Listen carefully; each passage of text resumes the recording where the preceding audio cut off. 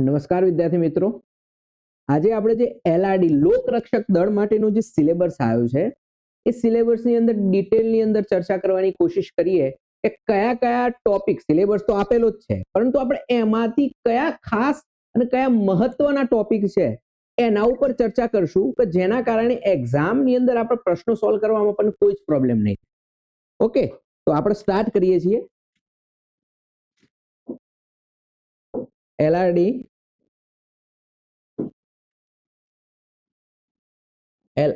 લોક રક્ષક દળ, એનો અભ્યાસક્રમ બધા જોડે કોપી છે જ. તો પણ આપણે એમાં એ વસ્તુ જોવાનું છે, બધાને ખબર છે પેપર 1 ની અંદર જે પાર્ટ એ અને પાર્ટ બી જે છે, પાર્ટ એ ની અંદર તમે જોશો તો એની અંદર રીઝનિંગ જે છે,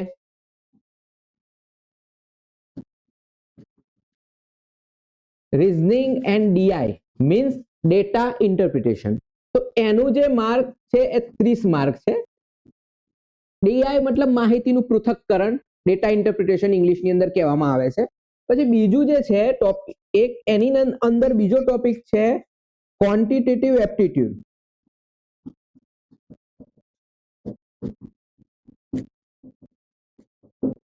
એ પણ 30 માર્કનું છે. રીઝનિંગ ની અંદર આપણને ખબર છે કે ભાઈ રીઝનિંગના કયા કયા ટોપિક છે, ઘડિયાળ, દિશા, એ રીતના બધા ટોપિક. સાથે સાથે ક્વોન્ટિટેટિવ એપ્ટિટ્યુડ ની અંદર મેથ્સના ઘણા બધા ટોપિક આવે છે. ત્રીજા નંબરની અંદર છે કોમ્પ્રિહેન્શન.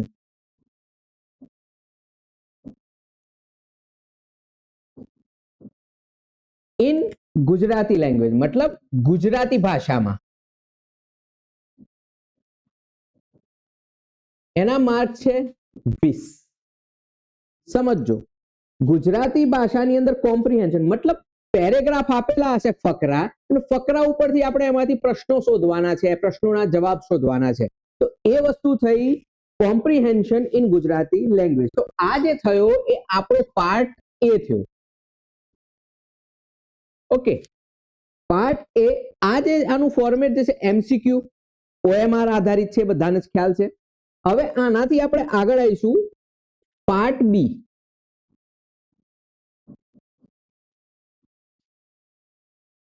એ પણ એમસીક્યુ બેઝ છે. એની અંદર બધા અલગ અલગ ટોપિક આપેલા છે. સમજો, પહેલાની અંદર જે એક પાર્ટ એ ની અંદર, પેપર એ ની અંદર reasoning, data interpretation, quantitative aptitude, અને બીજા નંબરની અંદર પેરેગ્રાફ ઉપરથી પ્રશ્નોના જવાબ શોધવાના. ઓકે, તો એમ કરી અને એનું વેટેજ 80 માર્કનું થઈ ગયું. હવે આવ્યો આપણે પાર્ટ બી. પાર્ટ બી ની અંદર છે ને ઘણા બધા ટોપિક આપેલા છે, ઘણા બધા વિષય છે. બંધારણ આપેલું છે, ભૂગોળ આપેલું છે, ઇતિહાસ, કરંટ અફેર્સ. તો આ બધાની અંદર આપણે એ વસ્તુ જોવાની કોશિશ કરશું કે એમાંથી ખાસ કયા ટોપિક છે અને જેના ઉપર આપણે વધારે ફોકસ કરવાનું છે કે જેનાથી પ્રશ્નો સોલ્વ કરવામાં આપણને આસાની થાય અને આપણને રોકડા માર્ક મળી જાય એક્ઝામની અંદર. સમજો, 1 બાય 1 આપણે એને સોલ્વ કરવાની કોશિશ કરીએ અને સમજવાની કોશિશ કરીએ કે ટોપિક વાઇઝ 1 બાય 1 એ શું છે. પહેલો જ છે પાર્ટ બી ની અંદર બંધારણ. ભારતનું બંધારણ. એના માર્ક સમજો કેટલા છે વિદ્યાર્થી મિત્રો? 30 માર્ક. બધાને ખબર છે કે બંધારણ 30 માર્કનું પૂછાય છે.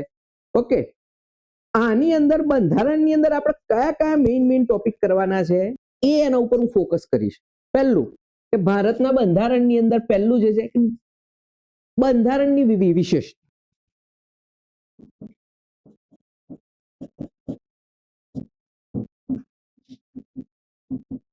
આ બંધારણની વિશેષતાની અંદર શું આવશે કે ભાઈ વિશ્વનું સૌથી મોટું લિખિત બંધારણ છે, બરોબર. ભારતીય બંધારણની વિશેષતાઓની અંદર કઈ કઈ વસ્તુઓ છે, બંધારણના ભાગ કેટલા છે, એમાં આર્ટિકલ કેટલા છે, સમજો છો, કયા દેશના બંધારણમાંથી આપણે શું લીધું.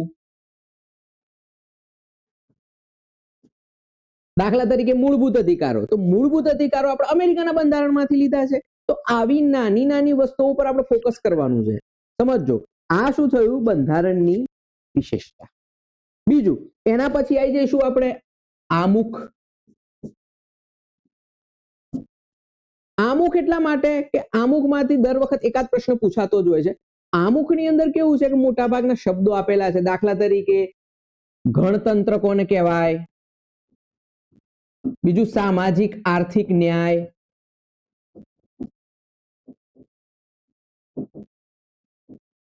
સમજો તો બંધારણની અંદર એવું કહેવાય છે કે ભારતના બંધારણની સમરી એ આમુખની અંદર આવેલી છે. સમજો છો? તો આમુખ ઉપર આપણે ફોકસ કરવાનું. આમુખનું ફોકસ થઈ જાય એના પછી આવશે આપણે મૂળભૂત અધિકાર. સમજો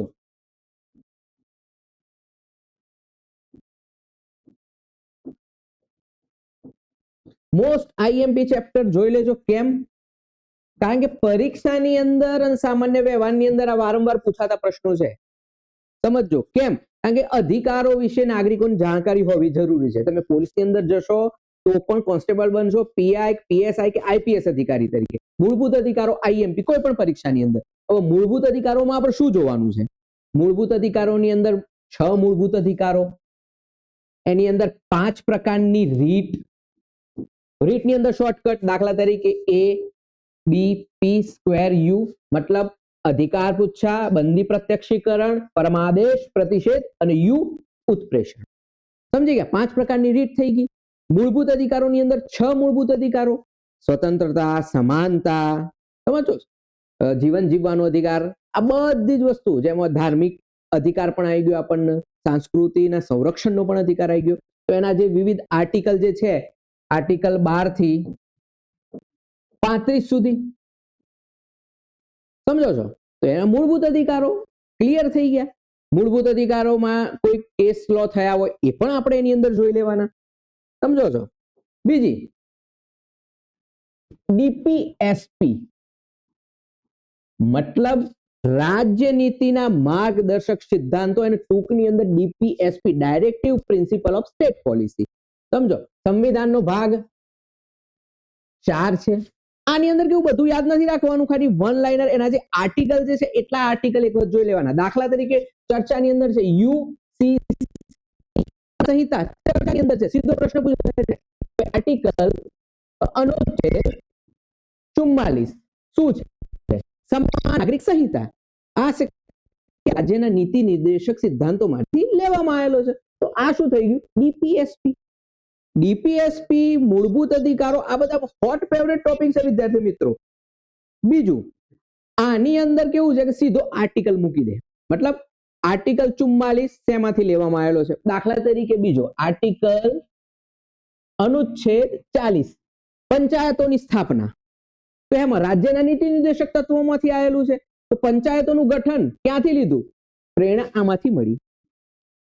સમજો છો? લીગલ 39 એ લીગલ એડ, મફત કાનૂની સહાય.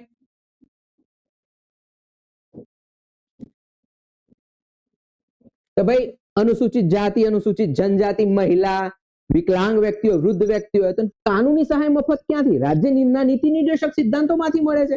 પર્યાવરણનું જતન, પર્યાવરણનું સંરક્ષણ કરવું, એ પણ ક્યાંથી? આમાંથી જ આવે છે. તો આ પણ મૂળભૂત અધિકાર પછી મોસ્ટ આઈએમપી ટોપિક. ત્યાર પછી આપણે જોઈએ બંધારણની વિવિધ જોગવાઈઓ. બંધારણની અંદર વિવિધ જોગવાઈઓની અંદર મહત્વપૂર્ણ વસ્તુઓની અંદર આપણે જોવાની કોશિશ કરીએ છીએ. દાખલા તરીકે એની અંદર જોઈએ બંધારણીય સુધારા.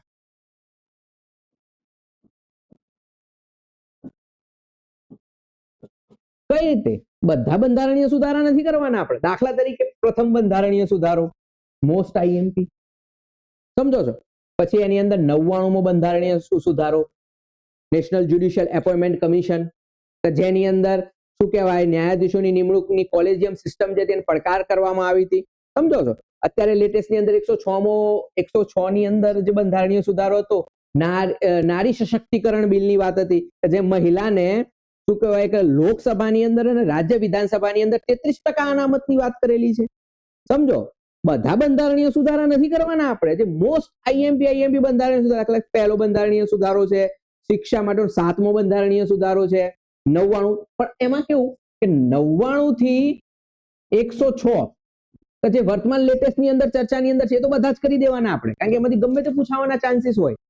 પરંતુ જે શરૂઆતની અંદર વધારાના છે એ બધા કરવાની કોઈ જરૂર નથી. બંધારણીય સુધારો પણ મોસ્ટ આઈએમપી 1 થી 2 ક્વેશ્ચન નીકળતા જ હોય છે કે ભાઈ આ બંધારણીય સુધારાની અંદર માંથી કઈ વસ્તુ ક્યારે લેવાની. દાખલા તરીકે 42મો બંધારણીય સુધારો લઘુ બંધારણ તરીકે ઓળખવામાં આવે છે. આ હોટ ફેવરેટ ટોપિક છે, વારંવાર પૂછાતો પ્રશ્ન છે. કઈ સરકારની અંદર કર્યો? ઇમરજન્સી ને બધા પ્રાવધાનો. એના પછી 44મો બંધારણીય સુધારો. પછી 73મો બંધારણીય સુધારો, 74મો બંધારણીય સુધારો, કે જે પંચાયતી રાજ સંસ્થા અને નગરપાલિકા જે છે એમને સંવિધાનમાં સ્થાન આપવામાં આવ્યું. તો આવા મોસ્ટ આઈએમપી બંધારણીય સુધારો પર આપણે ફોકસ કરવાનું છે, બધા કરવાના નથી. ત્યારબાદ બંધારણનું જે અંતર્નિહિત માળખું, તો બંધારણની અંદર મેઇન સેના ઉપર વસ્તુ ઉપર ફોકસ કરેલું છે, એની અંદર આપણે જોઈએ ડિટેલની અંદર બધી જ વસ્તુની અંદર. દાખલા તરીકે આપણે જોઈએ કે ભાઈ બંધારણની અંદર તમે જોશો તો સેપરેશન, ન્યાયપાલિકા, વિધાયિકા અને કારોબારી, આ ત્રણ શક્તિઓનું વિભાજન કરવામાં આવેલું છે. સમજો છો? તો એ જ રીતે આપણે જોઈએ સંઘ અને દાખલા તરીકે કેન્દ્ર સરકાર.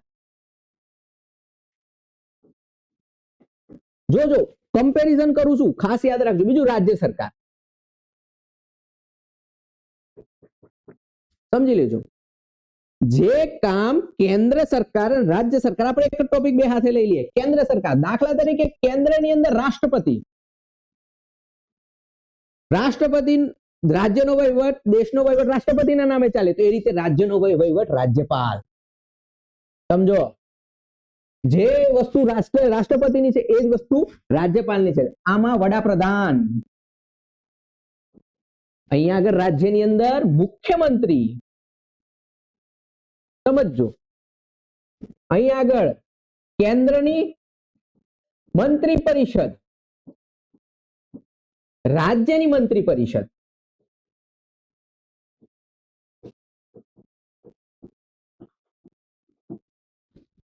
બંનેનું કામ સરખું જ છે. રાષ્ટ્રપતિ જે કેન્દ્રમાં કરે છે, રાજ્યપાલ એ રાજ્યની અંદર કરે છે. વડાપ્રધાન જે કેન્દ્રની અંદર કરે છે, રાજ્યના મુખ્યમંત્રી રાજ્યની અંદર કરે છે. એક જ કમ્પેરિઝનમાં જોઈ લેવાનું આપણે, તો ફટાફટ આપણને યાદ થાય. કેન્દ્ર સરકારની સાથે સાથે રાજ્ય સરકાર ગોખવાની યાદ રાખવાની જરૂર નથી. જે કામ રાષ્ટ્રપતિ છે એ સેમ રાજ્યપાલનું છે. આપણે વન લાઇનરની અંદર કરવાનું છે, પરીક્ષા પાસ કરવાની છે, બસ. બીજાથી વધારે જવાનું નથી. હવે દાખલા તરીકે અહીંયા આગળ સંસદ, તો સંસદના બે ગૃહ, રાજ્યસભા અને લોકસભા. રાજ્યસભા ઉપલું ગૃહ, લોકસભા નીચલું ગૃહ. રાજ્યની અંદર વિધાનસભા, વિધાન પરિષદ. સમજો, બંનેનું તુલનાત્મક અધ્યયન થઈ ગયું.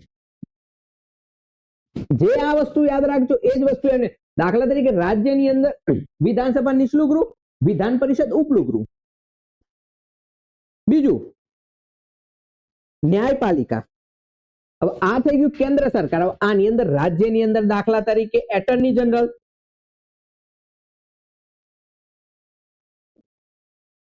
અહીંયા આગળ એડવોકેટ જનરલ.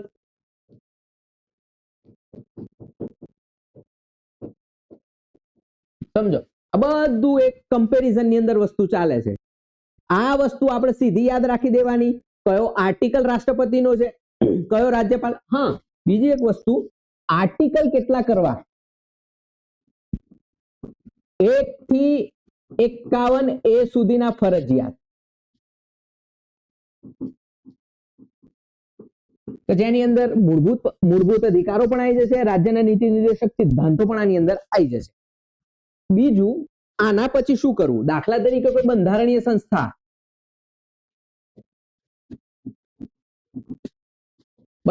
સંસ્થા, દાખલા તરીકે EC, election commission, CAG, UPSC, GPSC જેવી સંસ્થાઓના વિવિધ આર્ટિકલ છે, ખાસ મગજમાં રાખી લેવાના. વધારાના આર્ટિકલ કરવાની જરૂર નથી. સમજી લેજો આ વસ્તુ. આગળ આપણે જોઈએ ન્યાયપાલિકા. હવે દાખલા તરીકે ન્યાયપાલિકાની વાત કરીએ છીએ. જો ન્યાયપાલિકાની અંદર પણ કોમ્બિનેશન ની અંદર ચાલશે. દેખો, ન્યાયપાલિકાની અંદર બે, એક તો સુપ્રીમ કોર્ટ ઓફ ઇન્ડિયા, બીજું વડી અદાલત રાજ્યની. આની નીચે જિલ્લા અદાલત અને એની નીચે તાલુકા અદાલત. સમજો, પહેલો કેસ તાલુકા, તાલુકામાંથી જિલ્લા, જિલ્લામાંથી રાજ્ય. વડી અદાલત જે તે રાજ્યની ગમે તે એક જ હોય, અને ત્યાંથી બધા કેસ આવશે સુપ્રીમ કોર્ટ. સમજો ન્યાયપાલિકાનું માળખું પણ કોમ્બિનેશન ની અંદર ચાલે છે. સુપ્રીમ કોર્ટ, તો સુપ્રીમ કોર્ટના અધિકાર, એમાં ન્યાયાધીશોની સંખ્યા, સમજો સુપ્રીમ કોર્ટનું અધિકાર ક્ષેત્રની અંદર દાખલા તરીકે મૂળ અધિકાર ક્ષેત્ર, અપીલીય અધિકાર ક્ષેત્ર થઈ ગયું એનું, કયા કયા મામલાની અંદર સીધી અપીલ થાય, કયા મામલાની અંદર ડિસ્ટ્રિક્ટ કોર્ટ થી ઉપર જવું પડે. સમજો રીટનું અધિકાર ક્ષેત્ર, આર્ટિકલ 32 અંતર્ગત જે 5 પ્રકારની રીટો છે સીધું સુપ્રીમ કોર્ટની અંદર તમે જઈ શકો. તો આ બધા જે ટોપિક છે ને એ એક્ઝામ પોઈન્ટ ઓફ વ્યૂથી મોસ્ટ આઈએમપી.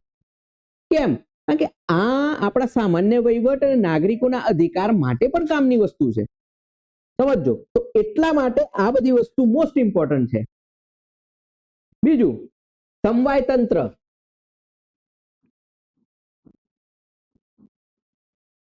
મતલબ આની અંદર બે વસ્તુ થશે, કેન્દ્ર અને રાજ્ય. મતલબ કેન્દ્ર સરકારના રાજ્યો સાથે કેવા સંબંધ હશે અને રાજ્ય સરકારના કેન્દ્ર સાથે કેવી રીતના સંબંધ હશે. બીજું રાજ્ય દાખલા તરીકે ગુજરાતના મહારાષ્ટ્ર સાથેના કેવા સંબંધો હશે, મહારાષ્ટ્રના ગુજરાત સાથેના સંબંધો કેવી રીતના હશે. તો એને જ કહેવાય સમવાય તંત્ર, ફેડરલ સ્ટ્રક્ચર, સંઘવાદ. સમજો છો? તો આ મોસ્ટ આઈએમપી ખરું, તમારે પૂછાવાની પૂરેપૂરી સંભાવના. બીજું આના પછીનો જે હોટ ટોપિક, બંધારણીય સંસ્થા.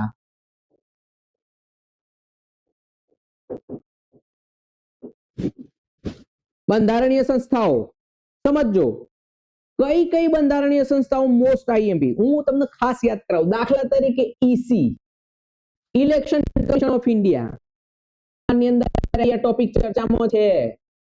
મતલબ પૂછાવાની પૂરેપૂરી સંભાવના. કે નિયંત્રક અને મહાલેખા પરીક્ષક, સમજો છો? કેગ નો પણ ખાસ આઈએમપી. બીજું આપણે જેની તૈયારીઓ કરીએ છીએ યુપીએસસી, આ બધી સંસ્થાઓ, advocate general, attorney general,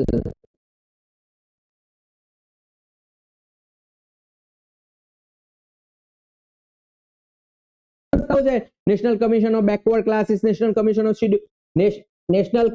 schedule tribe, national commission of અનુસૂચિત જાતિ અનુસૂચિત જનજાતિ, ઓબીસી માટેનું ભાષાઈ, પછી જીએસટી કાઉન્સિલ, પછી ફાઇનાન્સ કમિશન મતલબ નાણાં પંચ. આ બધી સંસ્થાઓનું શું કરવાનું? આ સંસ્થાઓના આર્ટિકલ કરી દેવાના ખાસ આઈએમપી. અને બીજું આની અંદર દાખલા તરીકે ઇલેક્શન કમિશનના સદસ્યોની નિમણૂક કોણ કરે? રાષ્ટ્રપતિ. ચૂંટણી આયોગના મુખ્ય ચૂંટણી કમિશનરની નિમણૂક કોણ કરે? રાષ્ટ્રપતિ. અને પદ ઉપરથી કઈ રીતે હટાવવામાં આવે? અત્યારે વર્તમાનની અંદર કોણ છે મુખ્ય ચૂંટણી કમિશનર? સમજો યુપીએસસી ના અધ્યક્ષ કોણ? જીપીએસસી કોણ છે વર્તમાનમાં? કોણ છે? એડવોકેટ જનરલ, એટર્ની જનરલ કોણ છે? આ હોટ ટોપિક. આટલું કરી લીધું, ક્વોલિટીમાંથી બધા પ્રશ્નો સાચા થવાની પૂરેપૂરી સંભાવના. આર્ટિકલ, એના વર્તમાન સદસ્યો કયા કયા વસ્તુ, બાકી ડિટેલની અંદર જવાની કોઈ જરૂર નથી. એના પછીનો પાંચમો લાસ્ટ ટોપિક છે બંધારણમાં પંચાયતી રાજ. પંચાયતની અંદર બે વસ્તુ છે, એક તો પંચાયત, બીજું નગરપાલિકા. પંચાયત આપણને ખબર છે, પંચાયત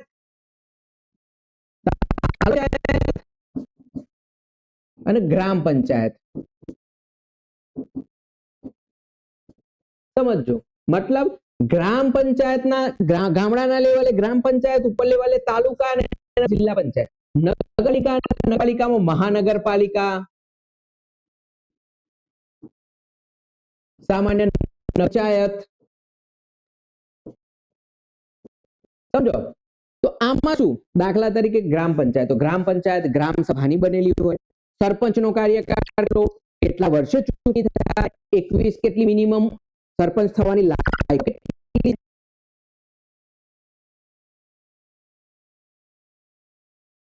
શું કહેવાય. બીજું બંધારણની 13મો બંધારણીય સુધારો 74મો બંધારણીય સુધારો કયા વર્ષની અંદર કરવામાં આવ્યો? પંચાયત માટેની સમિતિ, બળવંત મહેતા સમિતિ, અશોકરાય મહેતા સમિતિ, જીવી રાવ સમિતિ, આ બધી સમિતિઓ ખાસ આઈએમપી એમાંથી એકાદ પ્રશ્ન હંમેશા પૂછાતો હોય. પહેલું પંચાયતી રાજ સંસ્થા કયા રાજ્યની અંદર લાગુ કર્યું? નાગોરની અંદર. સમજો છો? તો આ બધી વસ્તુઓ મોસ્ટ આઈએમપી. તો આની બહારનું ક્વોલિટીની અંદર કોઈ જ વસ્તુ પૂછાવાની નથી. આપણે વન બાય વન ટોપિકને તોડવાની કોશિશ કરી. આગળ છે કરંટ અફેર્સ, જેના 40 માર્ક, 40 માર્ક ની અંદર તમે જોશો તો કરંટ, બીજું સાયન્સ એન્ડ ટેક, જીકે. સમજો 40 માર્ક નું છે, મતલબ current, science and tech, GK થઈ 40 માર્ક નું થાય છે. હવે આમાં જોજો શું છે, કરંટ અફેર્સ એટલે રોજના બનાવો. તો રોજના બનાવોની અંદર આપણે ગુજરાતના ખાસ રાખવાના,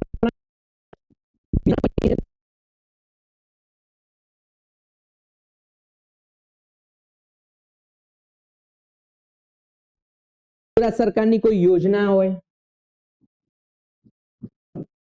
કોઈનું મૃત્યુ થયું હોય, કોઈ મંત્રીમંડળ બદલાયું હોય, કોઈ નવી ઘટના, દાખલા તરીકે રમતની અંદર વર્તમાનની અંદર ભારત વર્તમાન ચાલી ટેસ્ટ સિરીઝ ચાલુ થઈ, તો આની અંદર મેન ઓફ ધ સિરીઝ કોણ?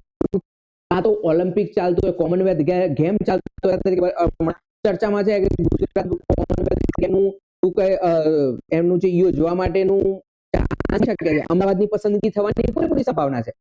આવા કરંટ માટે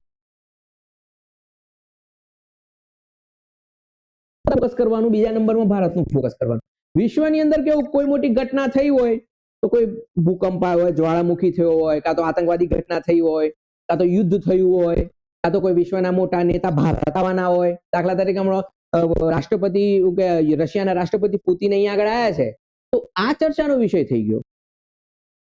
તો આમોસ્ટ ટાઈમ બી હવે દાખલા તરીકે જાન્યુઆરી 26મી જાન્યુઆરીએ કોણ ભારતના ગણતંત્ર દિવસની અંદર મુખ્ય અતિથિ તરીકે આવે છે, તો હોટ ટોપિક, જો પરીક્ષા એ વખત પૂછાશે તો ખાસ કામની વસ્તુ છે.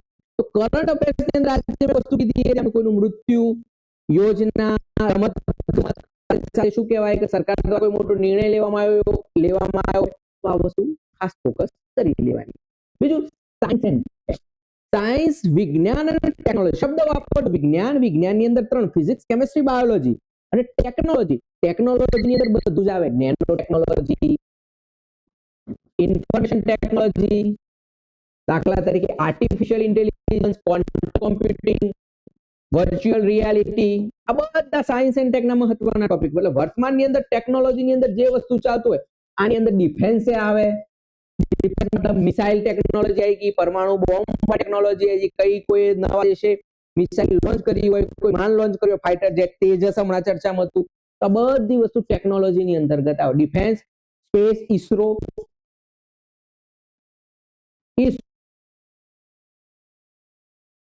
હમણાં ચર્ચામાં હતું. તો આ બધી વસ્તુ ખાસ એના ઉપર ફોકસ કરી જ લેવાનું. અને આ ટુ ધ પોઈન્ટ વાંચવાની કોશિશ કરશો, બીજું પરચુરણ કોઈ વસ્તુ વાંચવાની જરૂર નથી. તો એક્ઝામની અંદર કરંટ અફેર્સના જેટલા પૂછાશે ને બધા સાચા પડે છે. સરકારની યોજનાઓ હોય, કોઈ વિમાન હોય, કોઈ મિસાઇલ હોય, સમજો છો? આ બધી હોટ ટોપિક હંમેશા. બીજું આની અંદર એક ટોપિક બીજો લીધો કે રોજબરોજની અંદર ઘટનાઓ, રોજબરોજના જીવનમાં સાયન્સ એન્ડ ટેક. સમજો આની અંદર શું હોય, દાખલા તરીકે કયો પાક ઉગાડવામાં આવ્યો, એના રોગચાળો, વચ્ચે ખાસા ટાઈમ પહેલા લંપી વાયરસ ચર્ચાની અંદર હતો, તો એના કારણે ભારતના ગુજરાતની અંદર દૂધ ઉત્પાદન પર અસર થઈ, આવો કોઈ વાયરસ આવ્યો, તો આ વસ્તુ ખાસ આઈએમપી. દાખલા તરીકે બેઝિક ની અંદર અંતર, ગતિ, બળ, આના માટે છે ને જીસીઆરટી, એનસીઈઆરટી 6 થી 10 સુધીની વિજ્ઞાનની કરી નાખવાની જીસીઆરટી, અને એનસીઈઆરટી કરશો ને તો 8, 9 અને 10 ની. સીધું સાદું વાત. કેમ? કારણ કે એની અંદર ટુ ધ પોઈન્ટ આપેલું છે. દાખલા તરીકે અંતર, પ્રવેગ, પ્રતિપ્રવેગ, બળ, વિવિધ રાશિઓ, સદિશ રાશિ, અદિશ રાશિ, પેલા એસઆઈ એકમ યુનિટ આવે, એસઆઈ પેલા બધા યુનિટ આવતા હતા એ બધી વસ્તુના. બસ દાખલા તરીકે વિદ્યુત પ્રવાહ, ગુરુત્વાકર્ષણના નિયમો, થર્મોડાયનેમિક્સના નિયમો, સમજો છો? તો આ બધી વસ્તુ એની અંદર આવશે. દાખલા તરીકે પ્લાસ્ટિકની અંદર કઈ રીતે પ્લાસ્ટિકનું નિર્માણ થાય, થર્મોસેટિંગ પ્લાસ્ટિક કઈ રીતનું છે, કારણ કે અત્યારે પર્યાવરણને બચાવવાના પ્રયત્નો થઈ રહ્યા છે. પ્લાસ્ટિક હોટ ટોપિક છે કારણ કે પ્લાસ્ટિક નાશ થતો નથી, તો એટલા માટે એ પણ કામની વસ્તુ છે. બસ એસિડ, બેઝ, ક્ષાર, બેઝિક સાયન્સ એ પણ હોટ ટોપિક છે. પછી એના પછી આપણે જોઈએ દાખલા તરીકે કચરાનો નિકાલ. દાખલા તરીકે આપણે મ્યુનિસિપાલિટી ભીનો કચરો, સૂકો કચરો. પછી અમુક જે વર્તમાનની અંદર પેલી વિવિધ શું કહેવાય કુદરતી આફતો,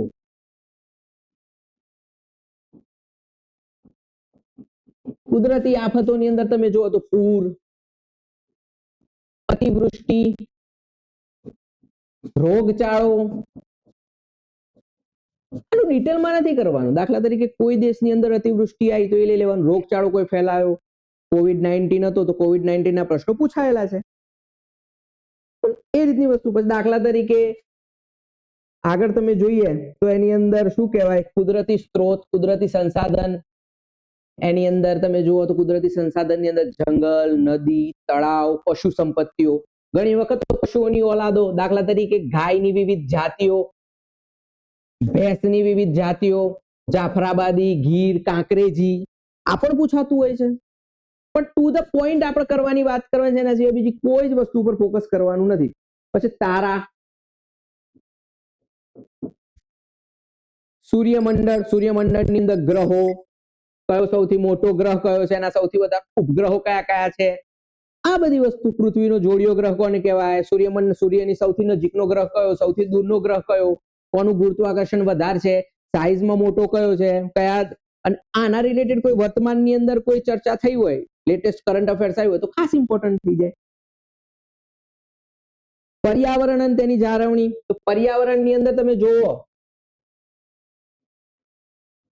પર્યાવરણની અંદર પ્રદૂષણ આવે.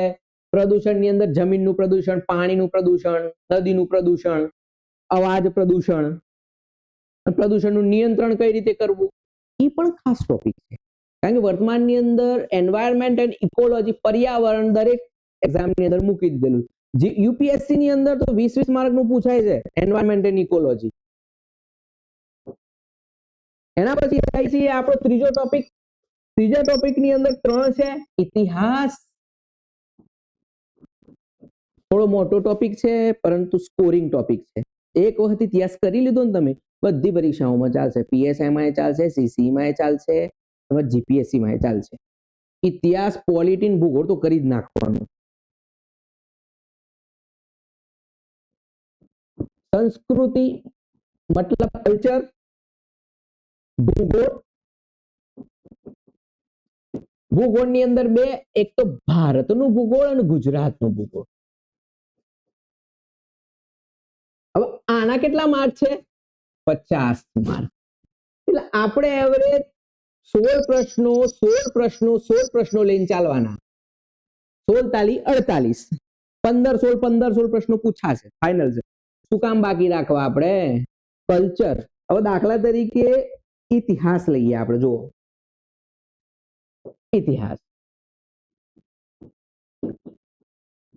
ઇતિહાસની અંદર છે ને 3 ભાગ છે. એક તો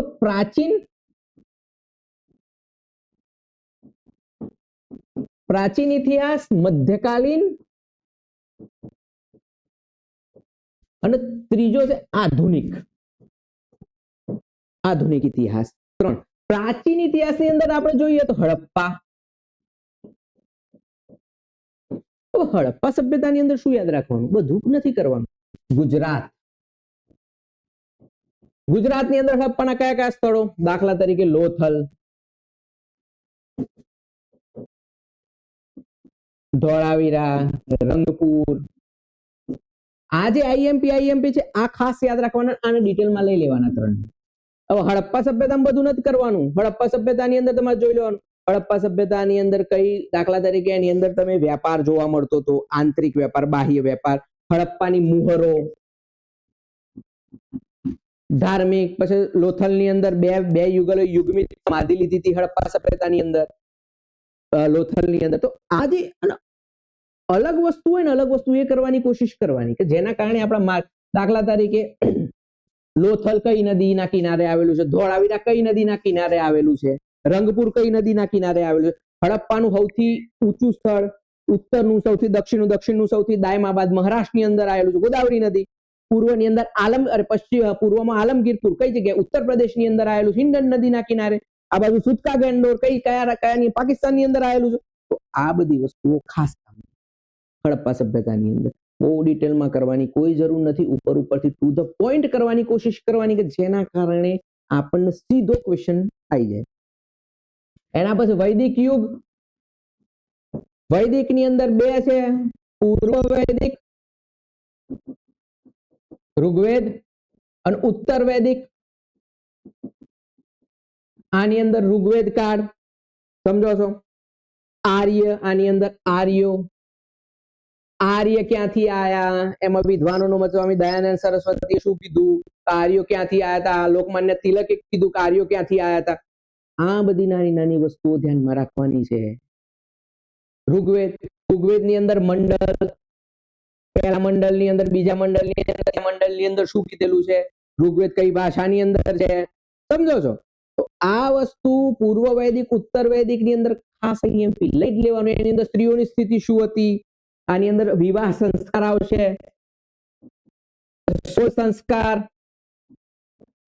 સંસ્કારની અંદર આપણને ખબર છે કે ભાઈ ગર્ભાધારણ સંસ્કાર, પુંસવન સંસ્કાર, જાતક કર્મ, ચોલ કર્મ એટલે બાબરી નહીં ઉતારતા એને ચોલકમ સંસ્કાર કહેવાય. હિન્દુ ધર્મની અંદર 16 સંસ્કારનું સૌથી અંતિમ છેલ્લો સંસ્કાર મૃત્યુ, મનુષ્યનું મૃત્યુ થાય એટલે 16મો સંસ્કાર પૂરો થઈ જાય. પછી વિવાહ, તો વિવાહની અંદર અલગ અલગ પ્રકાર છે, 4 પ્રકાર, માન્ય, અમાન્ય, જેમાં ગાંધર્વ વિવાહ, જે પ્રેમ લગ્નની વાત કરીએ છીએ, વિવાહના પ્રકારની અંદર આવી જાય. અને શું કહેવાય, એ પણ એક પ્રકારનો વિવાહ છે. તો વિવાહના માન્ય, અમાન્ય, 4 માન્ય, 4 અમાન્ય, બ્રહ્મ વિવાહ, આર્ષ વિવાહ, અલગ અલગ જે છે, આસુર, પિશાચ, જે અમાન્ય વિવાહની અંદર છે. તો એ પણ વૈદિક, પૂર્વ વૈદિક ની અંદર આવી જવાનું છે. એના પછી સીધું આપણે આવી જવાનું જૈન ધર્મ અને બૌદ્ધ. જૈન ધર્મની અંદર તમે જુઓ તો મહાવીર સ્વામી, પાર્શ્વનાથ, 2 કરી લેવાના. 2424 તીર્થંકરની યાદ રાખવાની જરૂર નથી. પહેલા, બીજા અને 23માં અને 24માં પતી ગયું. જૈન ધર્મના સિદ્ધાંતો કયા કયા છે એ ખાસ જોઈ લેવાના. આત્મામાં માને નથી માનતા, મહાવીર સ્વામીએ શું કર્યું, પાર્શ્વનાથે શું કર્યું, મહાવીર સ્વામીનું પ્રતીક ક્યાં હતું, કઈ જગ્યાએ એમને તપસ્યા કરી, કઈ જગ્યાએ એમને સર્વોચ્ચ જ્ઞાન પ્રાપ્ત થયું, જૈન ધર્મ. બૌદ્ધ ધર્મની અંદર ભગવાન બુદ્ધે પ્રથમ ઉપદેશ ક્યાં આપ્યો, સારનાથની અંદર આપ્યો. એમનો જન્મ કઈ જગ્યાએ થયો, એમના પિતા, માતા, એમનું ભાઈનું નામ શું છે. જૈન ધર્મના મુખ્ય સિદ્ધાંત, વિવિધ જે શું કહેવાય ધાર્મિક સાહિત્ય, એની અંદર શું કહેવાય જે બૌદ્ધ ધર્મનું જે સાહિત્ય છે એ ખાસ જોઈ લેવાનું. ભગવાન બુદ્ધે જીવન દરમિયાન શું શું વસ્તુ કરી, એમના શિષ્યો કયા, આનંદ સૌથી પ્રિય શિષ્ય હતા એમના. તો આ વસ્તુ ટુ ધ પોઈન્ટ લેવાની કોશિશ કરવાની છે.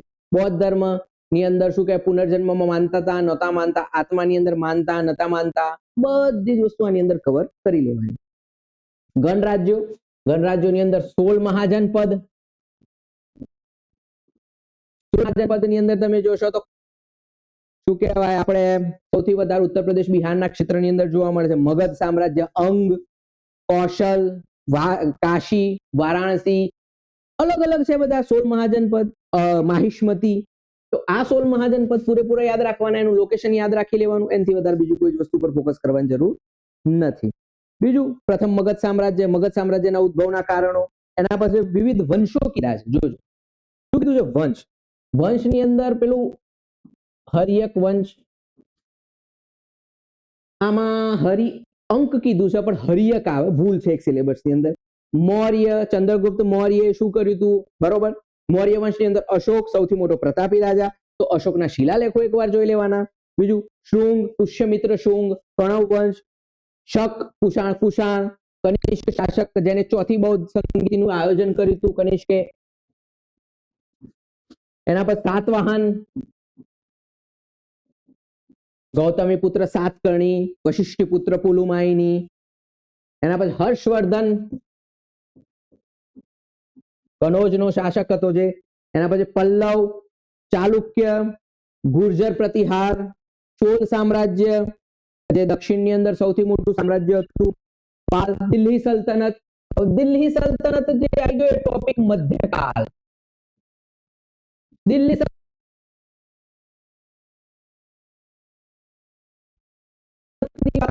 જેની અંદર સુલતાન અહેમદ શાહે અમદાવાદ વસાવ્યું હતું. અમદાવાદના સ્થાપત્યો જોઈ લેવાના, જેની અંદર જુમા મસ્જિદ,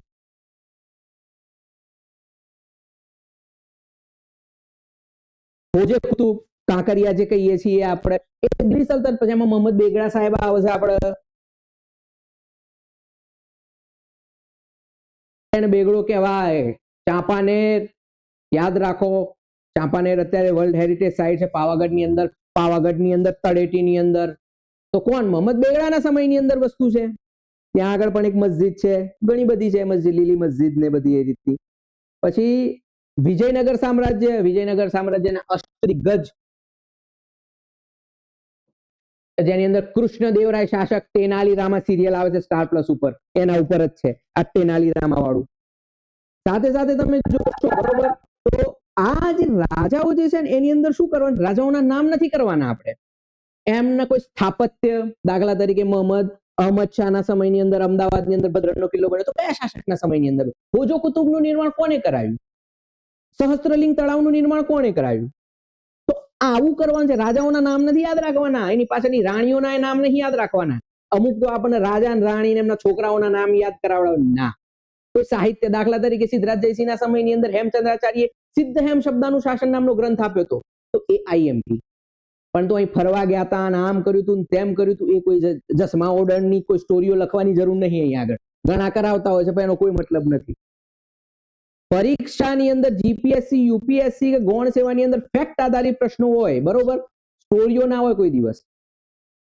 પછી આગળ આવી ગયું આપણે આધુનિક ભારત. આધુનિક ભારતની અંદર શું થાય? યુરોપીય કંપનીનું આગમન. અંદર પહેલું કોણ આવ્યું? પોર્ટુગીઝો આયા. અંતિમ કોણ આયા? સૌથી અંતિમમાં ગયું કોણ? અંગ્રેજો કેટલા ટાઈમ શાસન કર્યો? અંગ્રેજો આપણા માટે મહત્વના છે. પોર્ટુગીઝો, ફ્રાન્સીસી, અંગ્રેજો. પહેલું કોણ આવ્યું? અંતિમ કોણ ગયું? તો આ બધી વસ્તુઓ, દાખલા તરીકે એમની ફેક્ટરી કઈ જગ્યાએ સ્થાપી? અંગ્રેજોએ ગુજરાતની અંદર પ્રથમ સુરતની અંદર સ્થાપી, ભારતની અંદર મુસલીપટ્ટનમનો સ્થાપી. ફ્રેન્ચનું અત્યારે પણ છે, દાખલા તરીકે પોંડિચેરી અત્યારે જે છે એ ફ્રેન્ચ શાસિત છે. ગોવામાં પોર્ટુગીઝોનું શાસન હતું. આપણે દીવ દમણની અંદર પણ કોણ? પોર્ટુગીઝોનું શાસન હતું. તો આ બધી વસ્તુ એમના સમયની અંદર કઈ મહત્વપૂર્ણ ઘટના થઈ, કયો મોટો ગવર્નર હતો, આવા પાછળનું કારણ શું હતું, જવા પાછળનું કારણ શું હતું, સમજો છો? અને એમની સર્વોચ્ચતા માટેનો સંઘર્ષ, પ્રથમ કર્ણાટક યુદ્ધ, બીજું કર્ણાટક યુદ્ધ, બરોબર, આ બધી વસ્તુઓ ખાસ કામની. એના પછી આવી જાય છે કંપની શાસન.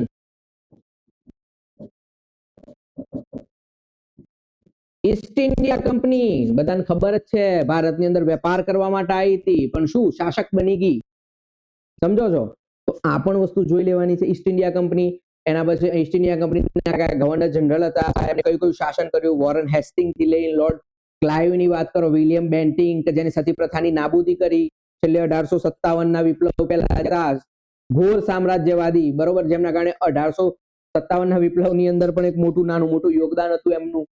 એના પછી આવી જાય છે 1857નો વિપ્લવ. મોસ્ટ આઈએમપી 1 થી 2 પ્રશ્નો પૂછાવાના પૂરેપૂરા ચાન્સીસ. એની અંદર એ વસ્તુ પૂછાય કે ભાઈ નેતૃત્વ કોને કર્યું હતું? મુખી ગરબડદાસે કઈ જગ્યાએ નેતૃત્વ કર્યું હતું? 1857ના વિપ્લવ. 1857ના વિપ્લવની અંદર ઝાંસીની અંદર કોને નેતૃત્વ કર્યું? રાણી લક્ષ્મીબાઈએ. લખનઉની અંદર બેગમ હઝરત મહાલે. તો આવા નેતાઓના નામ યાદ રાખી લેવાના, બસ પતી ગયું. ને કોઈ જ વસ્તુ નહીં.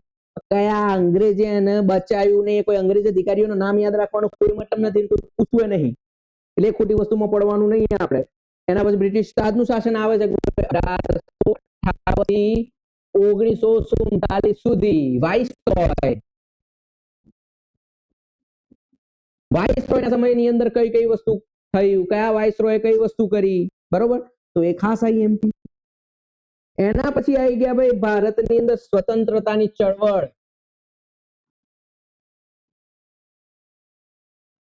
આ થોડો કોમ્પ્લિકેટેડ ટોપિક, લાંબો થઈ જાય, પણ આમાં બધું નથી કરવાનું. દાખલા તરીકે બંગભંગ આંદોલન,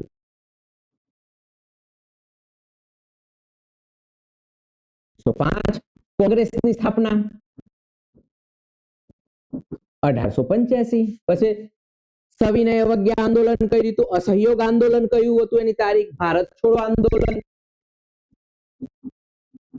1942 અંદર, પછી આ જલિયાવાલા બાગ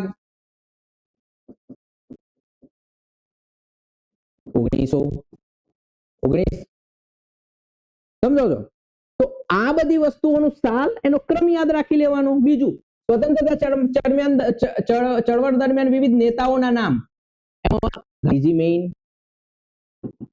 જવાહરલાલ નહેરુ, મોતીલાલ નહેરુ, સુભાષ બાબુ આપણા,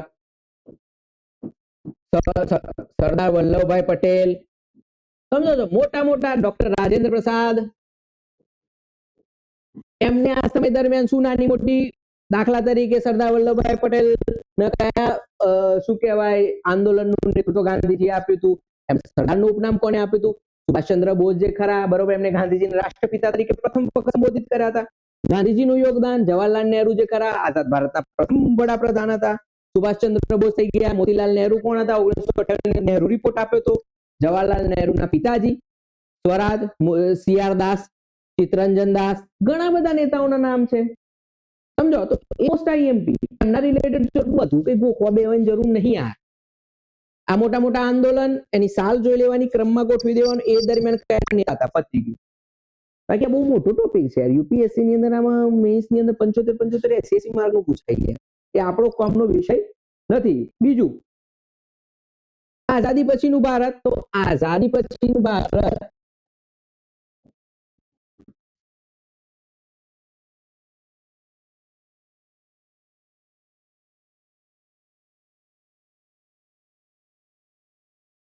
અને સામાજિક સુધાર આંદોલન, એની અંદર વસ્તુ કઈ તો નર્મદ, કરસનદાસ માણેક, સ્વામી દયાનંદ સરસ્વતી, સ્વામી વિવેકાનંદ, સમજો છો? એમને ધર્મ સુધારની વાત કરેલી હતી.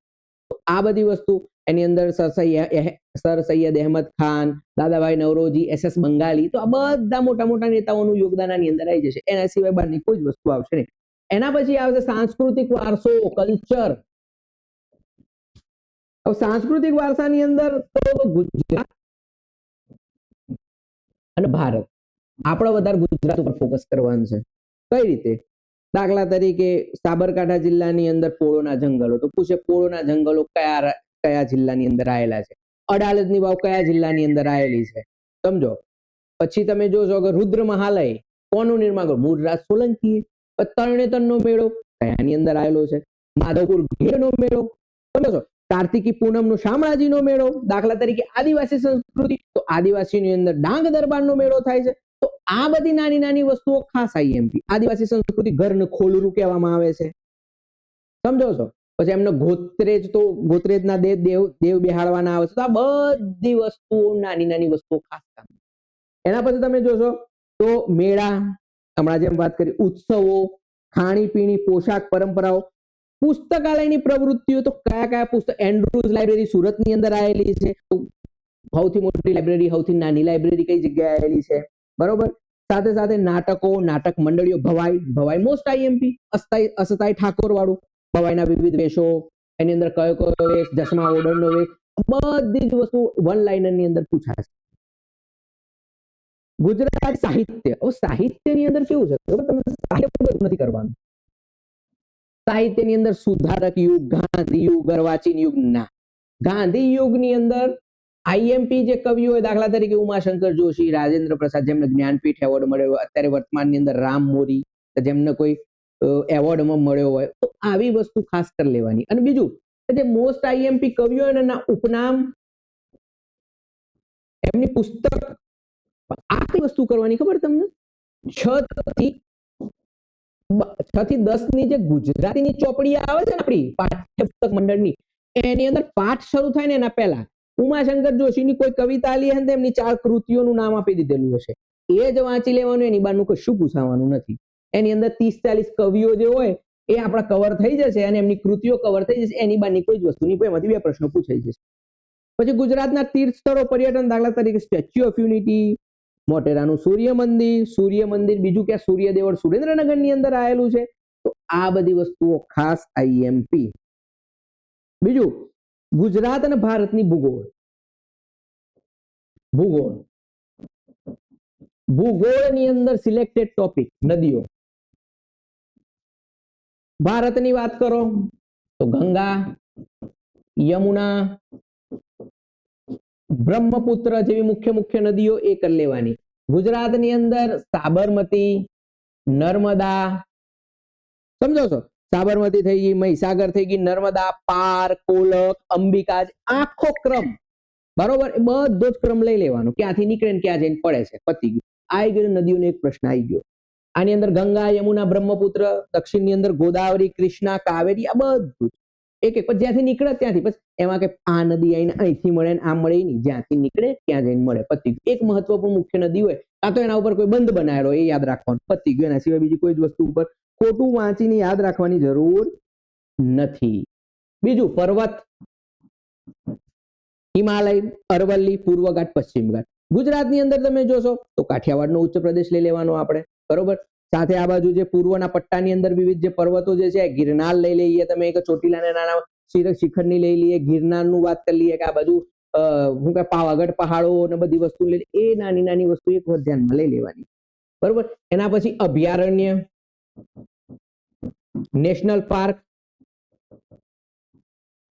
ટાઈગર રિઝર્વ, બાયોસ્ફિયર રિઝર્વ અને વેટલેન્ડ.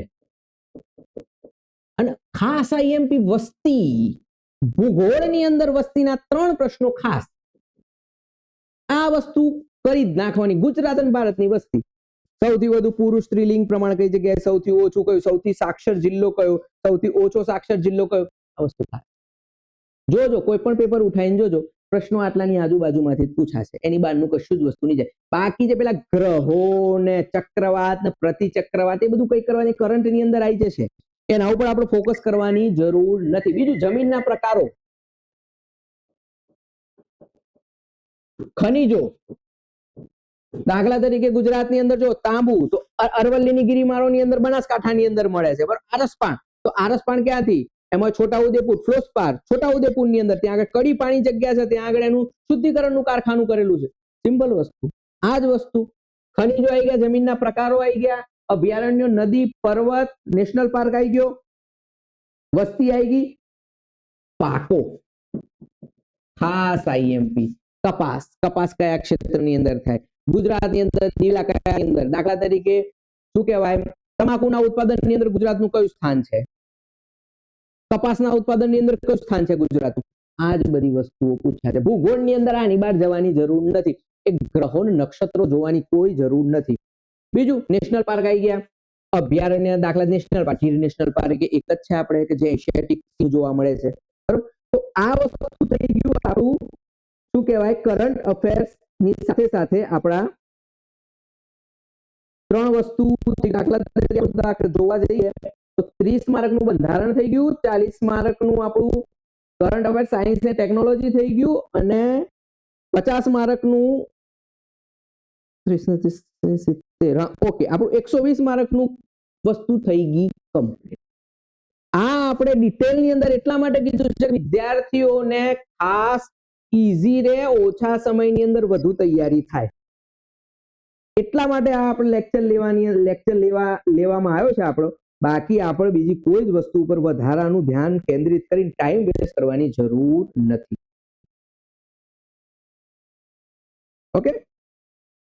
અને બીજું એક આમને લાસ્ટ ટોપિક લખ્યું, વર્તમાન પ્રવાહના સંદર્ભની અંદર ભૂગોળ. મતલબ વર્તમાન પ્રવાહના સંદર્ભની અંદર ભૂગોળ એટલે મિનિંગ એ તો કોઈ ચક્રવાત આવ્યું હોય, કોઈ દેશની અંદર ભૂકંપ આવ્યો હોય, સમજો વિશ્વની અંદર અને ભારતની અંદર બંને જગ્યાએ